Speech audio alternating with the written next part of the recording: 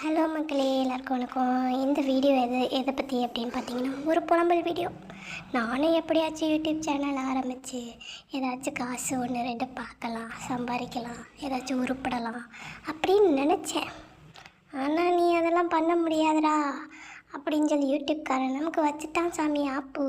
அதாவது கஷ்டப்பட்டு 3 வருஷமாக எடிட் பண்ணி எல்லாம் போட்டால் அவனுக்கு மானிட்டேஷன் கிடையாது.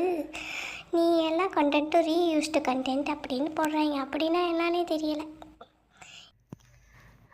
நம்ம முன்னேறதை பார்த்து யூடியூப்காரனுக்கு பொறாமை.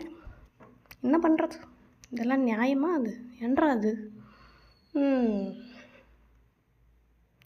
இதே மாதிரி உங்களில் எத்தனை பேருக்கு வந்திருக்குன்னு தெரியல. பார்ப்போம் காசு கொடுக்குறாங்களா இல்லையான்னு. சோதனை மேல் சோதனை, அப்படி தான் இருக்குது வாழ்க்கை. எதுக்கு யூடியூப் வருது?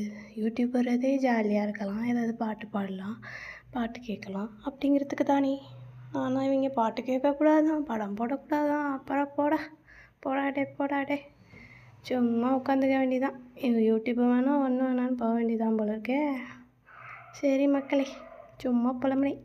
Bye bye, tata. இதுக்கப்புறம் வரதில் இனிமேல் பாட்டும் போட முடியாது, ஒன்றும் போட முடியாது. இனிமேல் என் வாய்ஸ் தான், நீங்கள் தான் பாவம். பாய், டாட்டா.